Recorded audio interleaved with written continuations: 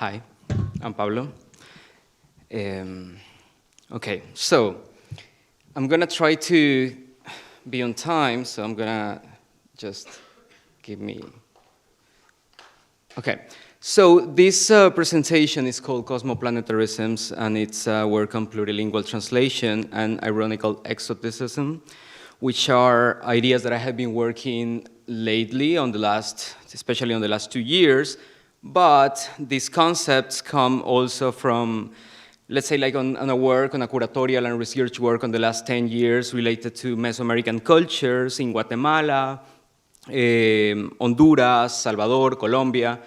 And then, like, the second stage was trying to think on that related to a sort of universal interpretation of the world beyond neoliberal multiculturalism. So the work that I'm trying to do here is to do a critique of neoliberal multiculturalism and to do a critique of ethnicity and identity politics. And then with this presentation, you will forgive me, but it's quite messy, but it's on purpose. So it has a lot of references to science fiction, cyberpunk, cult cinema, but also it's a very theoretical work, which is the intention with this. Also for me, the work with artists and curatorial projects means this kind of conversation where it's a sort of double bind operation where I can learn from that and we can establish some kind of dialectic through that. Okay, so I decided to start with a sort of a tautology. We don't know what we don't know, which I believe that it's kind of a nice starting point because I have been working with the idea of silence and vibrational silence. So the question is how we think on the unthinkable, how we approach to silence, and how we build curatorial approaches that are not discursive, but that are based on another ways of, let's say, like approaches to knowledge. In this case, could be emotions, could be vibrations of different type. So the idea of this part is to think on that, to think on silence as a way of knowledge and as an epistemological political tool. So I'm gonna read a little bit. Okay, so I'd like to talk about sound and oceans, about deep waters monsters and ontological earthquakes, about post-communist machines and cyberpunk cult movies. I'd like to talk more about productive entanglements than prescriptions, more about tectonic movements than reactionary identities, more about heritage as a form of futurability than as an archaic object. I'd like to talk about silence, vibration, and words. In 1997, on the Pacific shores of Chilean Ocean, a weird sound was discovered. The sound was called bloop, and maybe some of you know about it. When authorities checked on the tech Cold War microphones that were underwater, that strong vibration was registered on a low frequency unreachable to human ear. While many were trying to explain the sound through science, others were talking about this writer called H.P. Lovecraft, who many decades before wrote a short story called The Call of Cthulhu. On that text, and not part of his mythology, he described a mythical city and a monster, both under the ocean, curiously just some miles away from where that sound was registered. In the previous decade of the fall of the Berlin Wall, Chile was the most representative laboratory in Latin America for the neoliberal project. Pinochet's dictatorship, advised by the Chicago Boys School, implemented a violent regime of reforms related to privatization of public services, censorship and repression against social movements and worker unions. In the 90s, the world was haunted by the defeat of the communist project and the unipolar configuration of the world under the gestalt of the post-Fordist capitalism, or what Mark Fisher has called capitalist realism, as the cancellation of the future and the cancellation of imagination.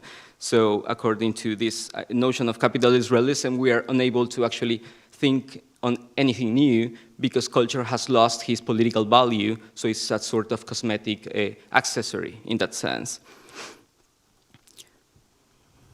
However, there might be else beyond the overwhelming anxiety of the one reality kidnapped by finances, dystopias, and anxiety. Maybe it's actually at the deepest of earth and ocean. Maybe the city of Riley is a utopia where monsters and desires inhabit a space for imagination. In 1883, the eruption of Krakatoa in Indonesia is recognized as the loudest sound ever registered in history. It was also the first time that infrasound was registered as what it is, a minimum fluctuation in air pressure. Since that event, other things have happened as infrasound to register climate change, and before that, during the Cold War, the USA used infrasound for espionage on Soviet nuclear tests. Then when we think about infrasound, we could think easily in a sort of minor scale sound, that it is so little that our ears cannot catch it. But on the contrary, the real challenge with infrasound is rhythm and distance. It is, again, about vibration. So it's a little bit about silence as well. Following British philosopher Timothy Morton, romantic irony could be think as a sort of narrative and ontological shift between subjectivities.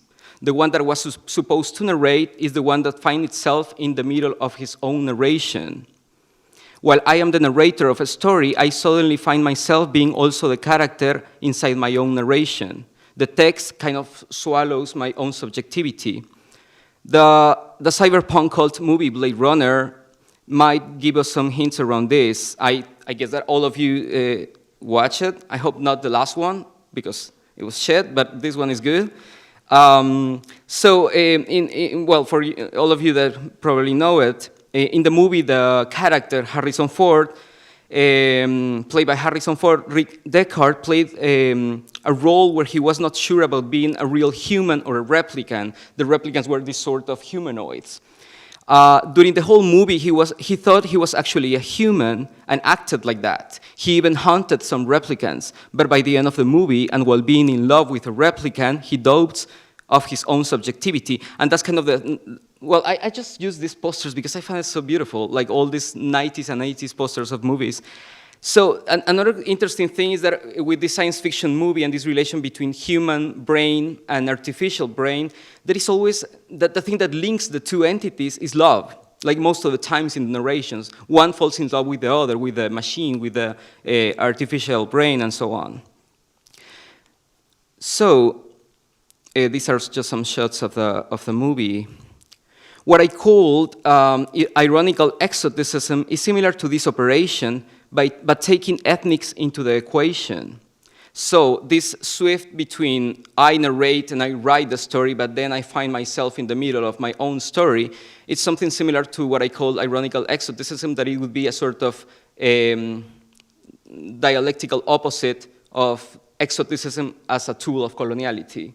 So while we commonly could think on exoticism as the male, white, centric fetishization of otherness, ironical exoticism would be its opposite. Would operate as a sort of virus within the code of multicultural neoliberalism. And I'm going to try to explain a little bit what I understand as multicultural neoliberalism. Working as a double-bind operation where I discover I am actually the other to some extent, similar to Dick at Blade Runner, right? So if you discover that you are actually the fake one, what do, right? If you discover you may be as artificial as he is or as she is, how would you act, or how would you like interpretate your own subjectivity? This is not, but this is not even close by any means. Oh no, this is not close by any means to the liberal cliche of getting into other one's shoes, right? Because it's kind of the, if you think about multicultural neoliberalism, also there is this sort of Benetton kind of identity politics where, like, okay, I'm gonna create this kind of bond with you because you know you are poor or you are different or you are brown or whatever, right? So it is not about that. It is actually to doubt around our very own subjectivity. I might be as artificial or real as you are. Ironical exoticism is not to look for an origin or an essence in a lost past, and this is crucial, but in a creative act or a line of flight similar to what Deleuze understands as that. The real challenge is on how we can build certain empathy between cultures beyond prosaic tolerance or the caricature of multiculturalism. And then taking this conversation to the field of contemporary art, the things gets like a bit more tricky.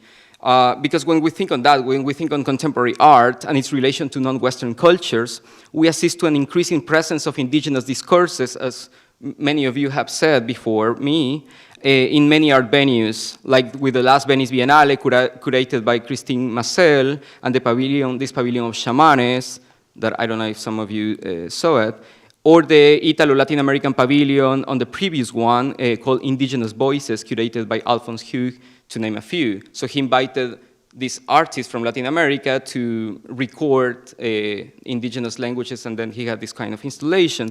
So, you know, this kind of boom of indigenous discourses in these main art venues, it must be seen as a symptom, and it's quite problematic, of course. However, institutional enthusiasm for indigenous artists may be a symptom for the mutation of neoliberalism into the era of multiculturalism. So Jameson said that postmodernism is the cultural expression of late capitalism, right? And then Zizek argued that multiculturalism is actually the expression of post-Fordist or post-industrial capitalism. So the idea is to classify this thing called cultural diversity to fit into the canon of contemporary cosmopolitan discourse. And herein lies one of the main axes for this discussion. The canon of the modern contemporary remains the one with the power to represent and build discursiveness around the other. For example, when an indigenous Mayan artist, such as Benvenuto Chavajay, with whom I have worked in the past, talks about the search for his belly button as his leitmotif, or when he proposes an artwork as his illiterate Sutuhil Mayan mother's writing as a sort of unreadable sign, he's taking the side of silence in tension with a translation regime that doesn't know exactly how to treat him. Benvenuto Chavajay, these works are from Benvenuto, grew up in a small rural community in San Pedro La Laguna, playing with lake stones, helping his father with agricultural duties, eating tortillas made by his mother, and speaking Sutuhil. So all of his childhood, he grew up speaking a non-Western language, and he learned how to make art, to paint in this case, in a non-Western language in Sutuhil. So this reminds us also that culture is not an abstract thing, but embedded into materiality of our daily life. It is sensitive material, so it is not this kind of abstraction of life. Otherwise, it becomes, again, it becomes cosmetic in a way. So when Chavajay arrived to the city in Guatemala to study at the Escuela Nacional de Artes Plásticas, he was already a prolific painter. San Pedro La Laguna, which this is a colonial map of the region of San Pedro La Laguna, so you have like 12 towns around the lake, each town with the name of Apostle. How do you say apostle? Apostle, right? Christians, the apostles, yeah. Yeah, everyone. So he arrived to the Escuela Nacional de Artes Plásticas at the city, not speaking Spanish, when he was like 18 years old, and he was already a prolific painter, because in San Pedro La Laguna, there is this kind of strong bond with artistic expressions that through oral and familiar traditions were passed from one generation to the next. What might have been new for Chavajay was the hegemony of Spanish, and that's the interesting thing here, how like artistic practices crashes with languages and indigenous languages. The civilizatory clash represented a double bind test. His art production was crossed over by a permanent translation from Sutuhil into Spanish and vice versa. In that sense, what might have happened with that tension was a process of symbolic mestizaje. This is how I suggest to think on the relation between indigeneity and contemporary art with a dash. I try not to talk about indigenous contemporary art because I think that there is not such a thing. There are subjects or people or person that speak determined language and practice determined culture, and then we can do like a dash between art, contemporary, and indigeneity. What might have been new for Chavajay was the Spanish, as I said. So this is how I suggest to think on the relation between indigeneity and contemporary art, non-essentialized and not exoticized artistic practice. Sutuhil language was never completely translated into Spanish, at Chavahai's practice, which is interesting, neither the other way, and that's totally okay. What we are exemplifying here could be then something close to a notion of translation as an act of creation. However, how is that ethnicity enters into the register of art and it is represented by it? Is there a special operation around ethnics that happen in art and nowhere else? That's a question. To build an approach beyond exotization of the other is to talk as foreigns and between foreigns, as Naoki Sakai, this Japanese cultural theorist, put it. This means that while recognizing the urgency of the we, and I think that Leah talked about the we and the other and the us yesterday, the immanence of the communal voice, we take some distance from any approach that forces us to think through identity.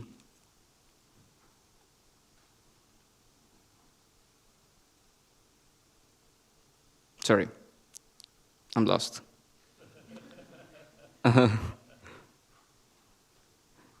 Okay, so,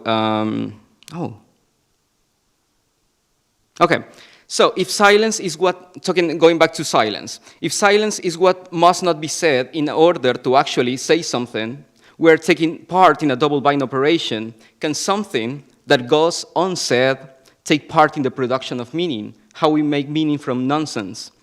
If this were the case, it could be possible to make a sort of nonsense from silence. The part that is left outside is not really outside. So when I talk about silence, I'm not talking about literal silence, just like someone that is not talking, to put it somehow. But it's more of the entrails of the place in between and of the we and the other, on the deepest of the oceans or on the movements of volcanoes. It's infrasound, in a way. Silence, in this case, is not an instance that belongs to the other, but the active absence between translation. Silence is a vibration between you and me. This is just a sketch of how like, we were just talking about how Mayan language was kind of rebuilt through this kind of a speculative language called Proto-Maya. So just for you to see that it's very complex, but yeah, I'm not going to talk about it, but there are a lot of Mayan languages. Many of them were reconstructed because the grammar doesn't exist in Spanish. So there is also a translation process when you think about Mayan languages and, let's say, like the liberal regime of citizenship.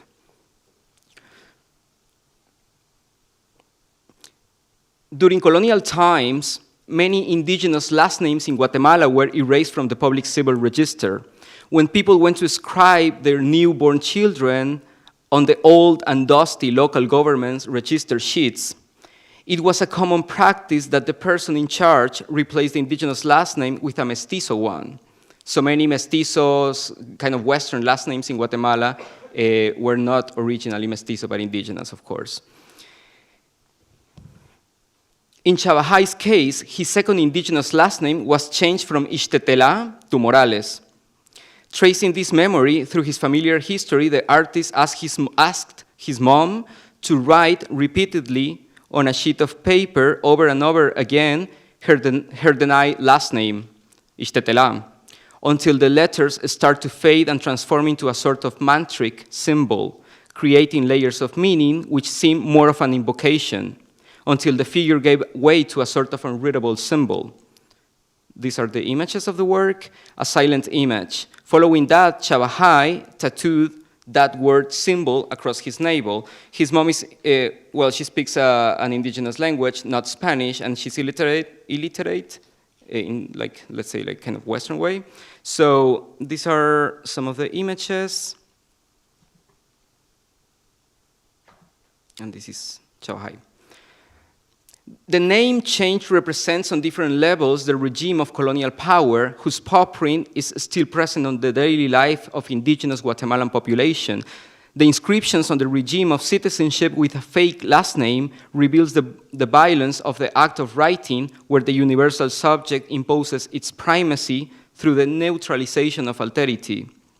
However, the phantom of memory has always been present. The inverse of colonial power is memory, and although we can certainly make a set of assumptions around Chavahai's work, the relationship to his familiar history, the rebellion of words, language, blah, blah, blah, blah, there is still something that must not be said for the work in order to actually say something. Silence is then marked by our impossibility of reading the word symbol, or the approach to its untranslatable substance. There is a phantasmagoric presence of his own handwriting. To some extent, we could affirm that there is no end of the world because this has already happened. It didn't happen on the last centuries, but maybe it happened with the rise of colonial consciousness. The thirst for discovery and domination of unknown territories gave chance to a sort of global consciousness, which dominant subjectivity was, of course, dominated by Western thought. The world as a place of the unthinkable ended with colonial subjectivity, giving place to global consciousness. And in a way, I'm trying to propose cosmoplanetarism as a sort of counter-proposal to this kind of global consciousness, which would be also kind of this kind of global hyper-connected brain and so on. The end of the world means its very explanation as a whole, its rationalization. Science and arts are a product of global subjectivity aims, where universality was the logos of such an enterprise. So what happened with the rest of the world? Where is it now? I have always felt uncomfortable with the hasty affirmation of the West as a territory, where the frontiers between the non-Western world can be drawn to some extent with clarity. Everything gets even more blurry if we take into account the impact of digital and cyberpop global culture. And this is the problem that I have, not just with neoliberal multiculturalism, but also with certain approaches from the left that aims to represent voices and spaces from post-colonial regions, and that happens also in curatorial practice, as if they were somehow free of the tremendous impact of thousands of years of infiltration of the global colonial mind. The challenge then is maybe not to understand the West as a geopolitical project, but as a sort of entity with no fixed time. Something similar, another movie, something similar to The Sphere, directed by Barry Levinson. Have you seen it? No? Raise your hand. Okay, just one. Okay, so you should see it. Yeah, it's on Netflix, I think. So it's a pretty good movie. So this scientist goes to the deepest of oceans, and they find this sphere, which is quite like mysterious. And then they mirror themselves all the time on the sphere, and then they go back to the ship, and they don't remember if they were inside the sphere or outside. So the sphere transforms this kind of psyche of the scientist and takes this kind of deepest fears to the surface. So I'm talking about this movie because that weird bubble at the deepest of ocean mirror reality just as the West, as the idea of the West. As the West as an entity, but somehow was also capable to produce it, and that's the thing with the West as an entity. It mirrors reality, but also produce reality. The characters on the movie suddenly are not sure if they are inside or outside that enigmatic sphere. They don't remember if they enter, and if they did, they have no complete memory of it. So that's a sphere. Okay, so that's a second kind of important idea, like the West. You cannot determine, not now, the West as a territory. So how to think on the West beyond the notion of territory. And how you take, for instance, post-communist regions, post-colonial regions, and so on, into this kind of conversation with different timelines and so on. Okay, cosmoplanetarisms, which is the third idea. Terike Hapoja is a Finnish visual artist whose work over the years has been based upon the speculation of forms of governance where interspecies solidarity and thought is a common ground. I saw her work for the first time at the 54th Venice Biennale at the Nordic Pavilion. She's Finnish. Where she had an installation with trees and other organic materials were displayed all over the pavilion, together with some kind of cool tools, which allow to measure and translate biological process into visuals and sound. At the outside of the pavilion was a projection over the walls of a fictional legislation that Hapoja, in consultation with activists, philosophers, and indigenous Sami leaders, built, imagining a system of governance where non-human beings were also represented. So this was the pavilion. You know these kind of feelings when you see a work, but you don't know the artist, and then you're like, I like this girl or this guy, and then you meet the guy, and it's like, yeah, we like each other for some reason, right? Maybe you hadn't talked. So, and after that, for many reasons, we met with Terike, and we started to collaborate. We engaged together in a project called The Party of Others, which was an attempt to build a political agenda from the perspective of non-human beings. But this time taking into account the complex position of indigenous communities in such a task. We realized while working on the project that the status of the indigenous subjects, although was crossed by the humanist project, it also had this strong connection to non-human subjectivities. So the first stage of Terike's work was related to non-human entities, animals, like radical ecology, and then indigenous communities, especially in Central America, came into the discussion.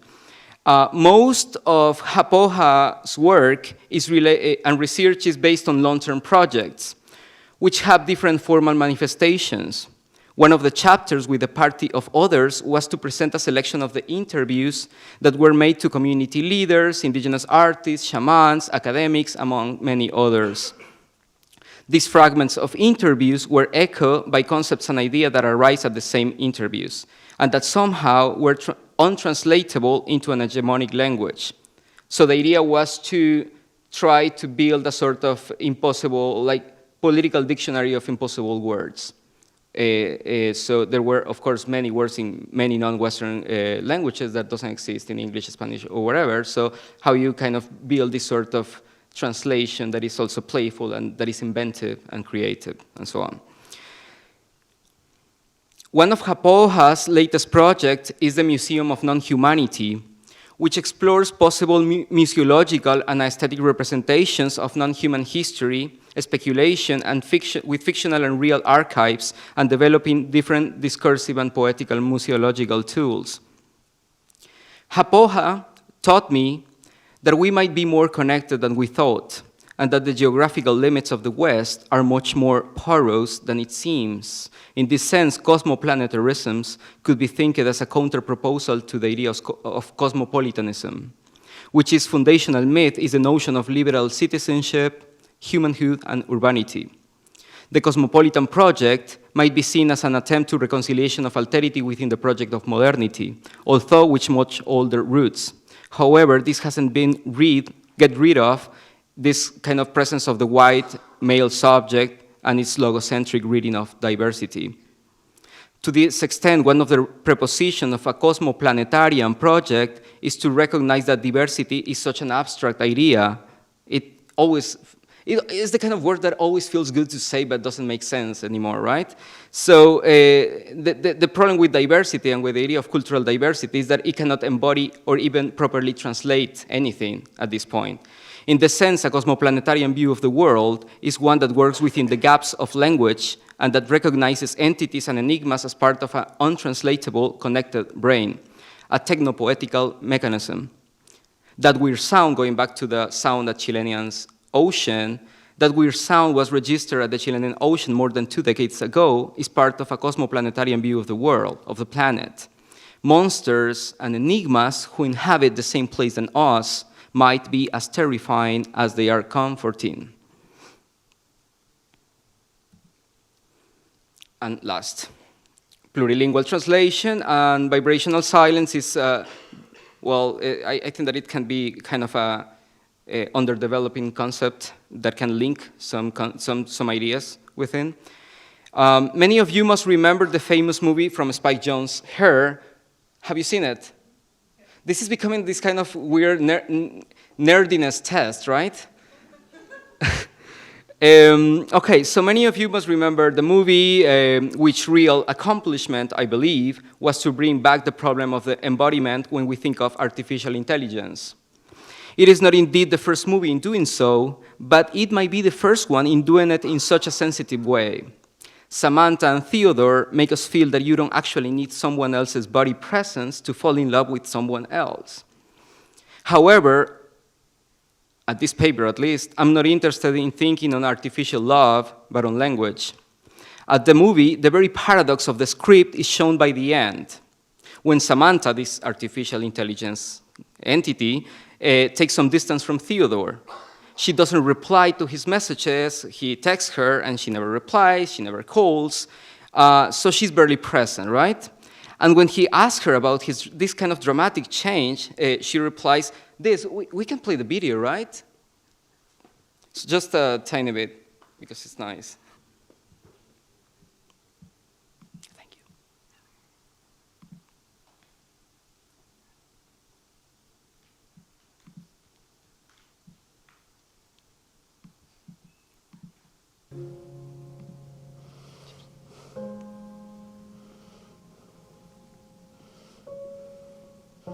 Samantha, why are you leaving?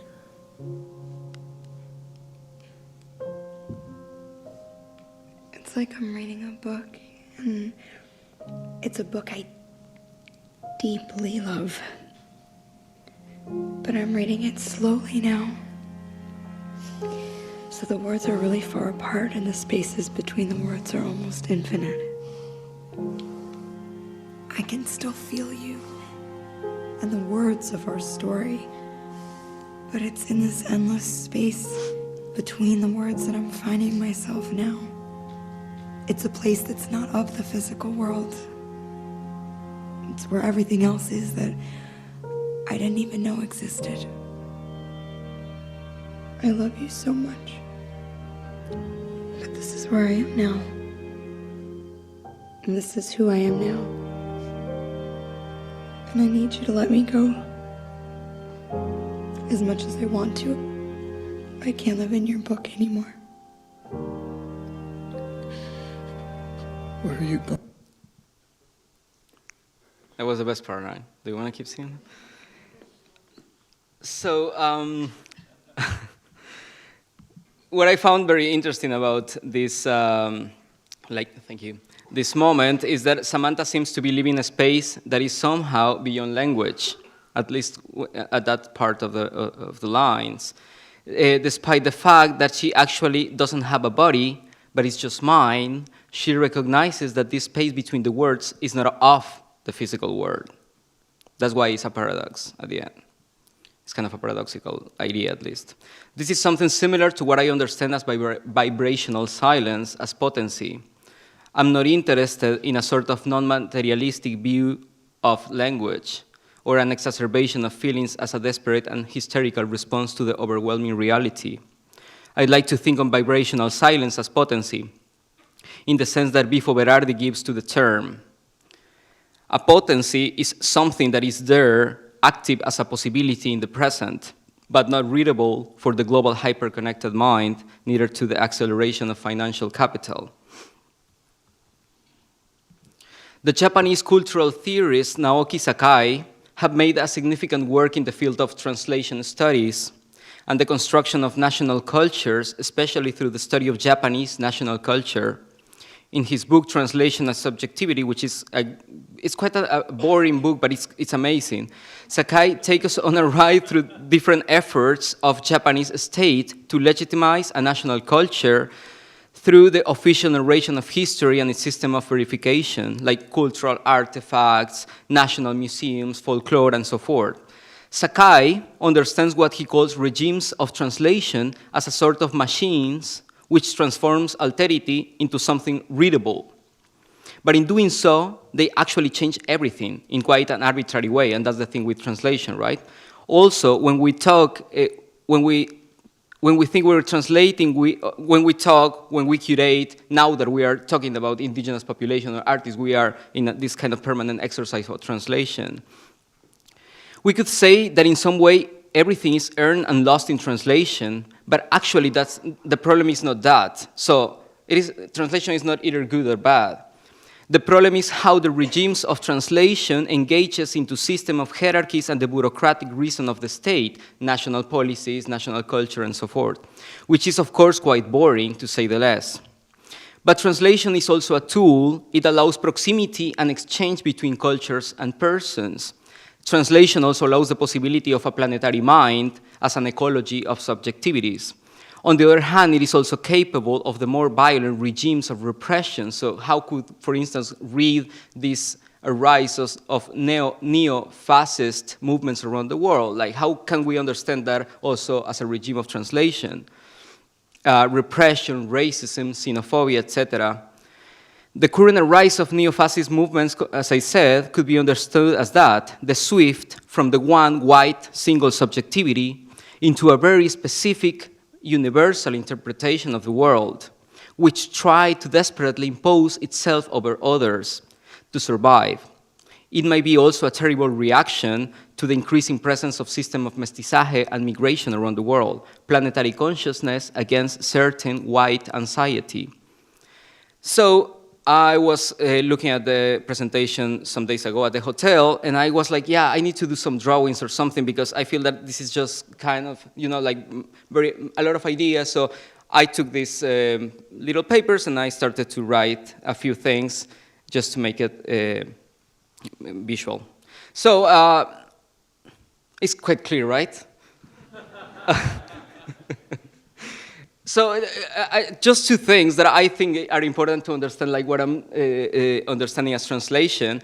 On one hand, we have plurilingual translation, and on the other, like on the bottom, we have homolingual translation. And according to Sakai, what happens with the state, with national policies, with racism, with xenophobia, with multiculturalism, I would say, is a regime of homolingual translation which tries to communicate. Plurilingual translation, on the other side, tries to address, which is quite different. So homolingual translation is this assumption that we are talking between fixed identities from one to another. Heterolingual, it would be a more of a porous, a kind of chaotic way of communication. And the difference between addressing and communicating is also quite important. So, like, for instance, if you see Deleuze's interpretation of art, he would say that art is not about communication, right? It's about this sort of kind of productive entanglement, in a way. So when we see homolingual translation at the bottom, we see the regimes of truth would be identity politics, multiculturalism, and so on. Okay, so no original meaning and no final meaning. So I did this drawing.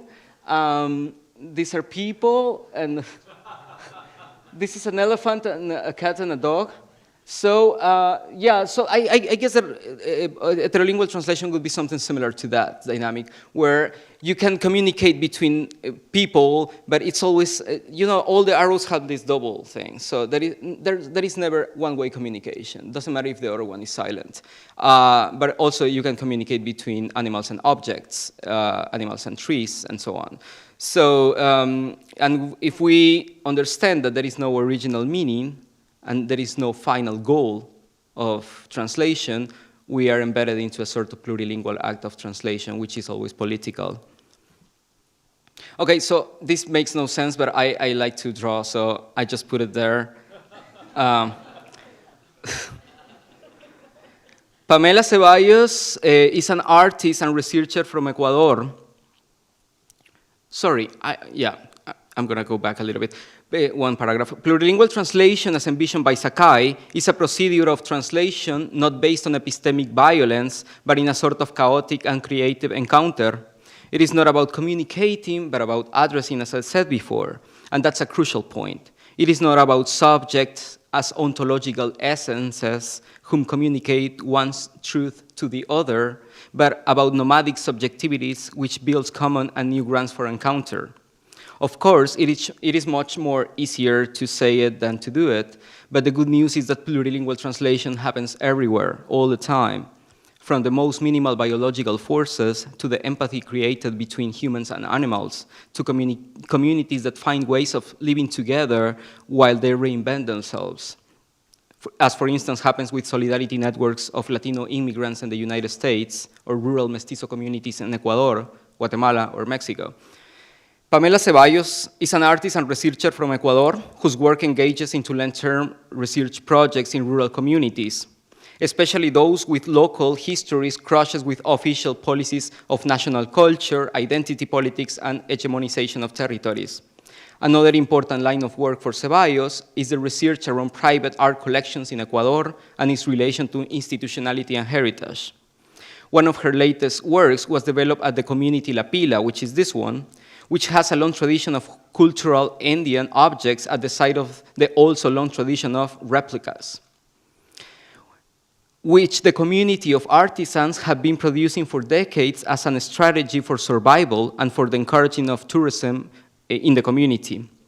There are, of course, different reactions around production of these artificial objects, replicas, which are actually quite good. These replicas are sold for tourists and to Ecuadorians. Some years ago, the government tried to strictly regulate this production, arguing that these replicas were illegal. Ceballos' work at the community consisted on different stages composed by a slow approach to the community leaders and engagement into some cultural specific practices at La Pila, as for example, learning from local artisans how to work with clay. She also developed some ethnographic work from within the community, understanding the practices of replicas as a fight for survival in a rural community in a country such as Ecuador. So that's another lesson from Ceballos. You cannot think about ethnicity if you don't take into account social classes, and that's important. Like, it's so mixed up that you cannot just separate the two of them. The project then became a critique of official institution and its methods of collection, where archaeological objects became fetiches unable to produce any significant meaning for the daily life of the inhabitants. It proposes also an interesting look into the relation between ethnicity and social classes, as it seems to take to the debate the relation between honoring pre-Hispanic past, while trying to invent themselves in whatever possible way to survive. We could argue that the translation regime that operates from bureaucratic reason is one that tries at any cost to give a sort of mythic value to those objects from the past, while at the same time erases the future of the inhabitants of a region. At the other hand, the people that live in La Pila, indigenous and mestizos, have found a way to reinvent themselves.